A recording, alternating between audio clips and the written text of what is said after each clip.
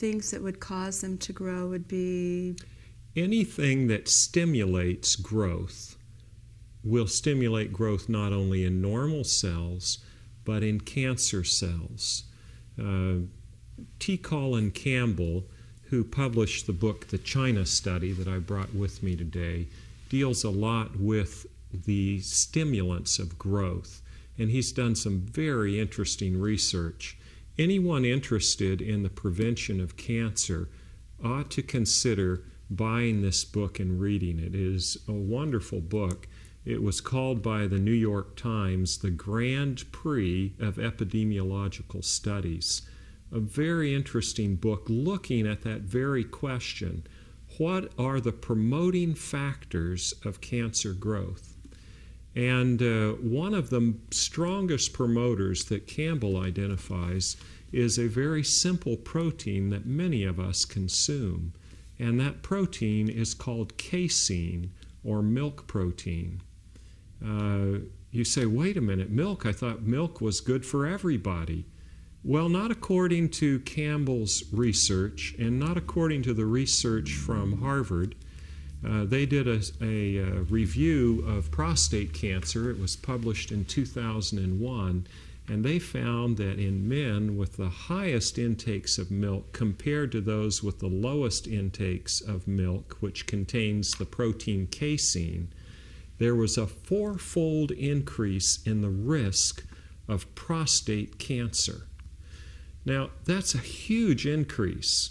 So you look at men with the lowest intakes of milk and the men with the highest intakes of milk, there's a 4-fold increase as you go up in your risk of death from prostate cancer. Wow. An amazing change.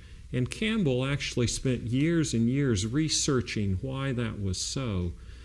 It's interesting if you think about what milk is designed by nature for. Baby cows. It's designed for baby cows. And I don't know, did you grow up on a farm? I did. I grew up near one. And I can remember those little calves, you know, they're born and they're kind of skinny and spindly, but within a few weeks they've really grown rapidly. And the milk protein is designed to stimulate rapid growth. Well, if we're going to stimulate rapid growth, maybe we'll be stimulating some of those seeds to grow. Interesting. They've done some really interesting studies on birth weight of humans and found that babies that are heavier when they're born are at higher risk for cancer when they're old. They've done some other studies and found that women and men that reach puberty faster, they're growing faster, they reach puberty faster, are at higher risk for cancer. Again, rapid growth not only grows normal cells, but it potentiates cancer cells as well.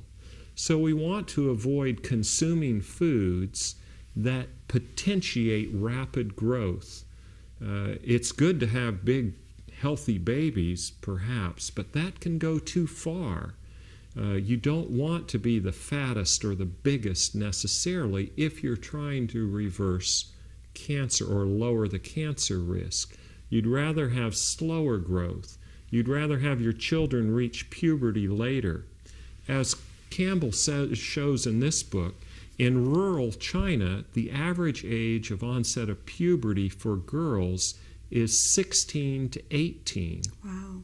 Whereas in this country, the average age of onset of puberty for women is around 11. Much lower. As a result of that, they have those promoters in their body. They also have estrogen at much earlier onset in their life. They have higher estrogen levels, and women in this country have much higher rates of breast cancer as a result.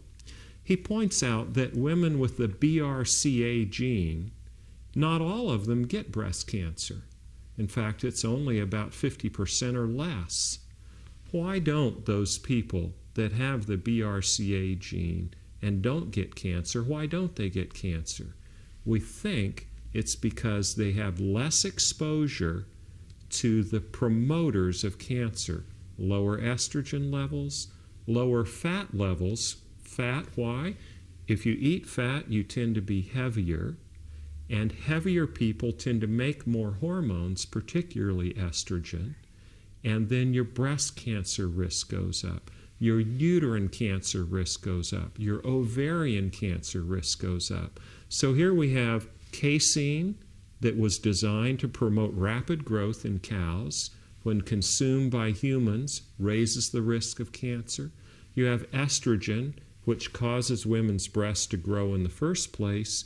Prolonged exposure to high levels raises the risk.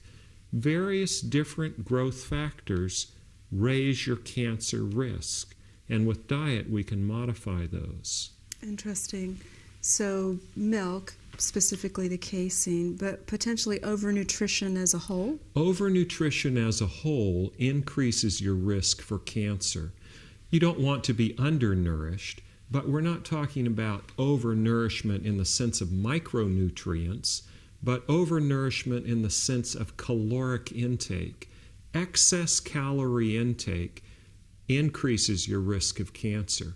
If you have excess cholesterol intake, high levels of cholesterol, you increase your risk for lung cancer, for breast cancer, for colon cancer, for esophageal cancer, for ovarian cancer, and uterine cancer, all from high cholesterol levels. Too much of a good thing is not good.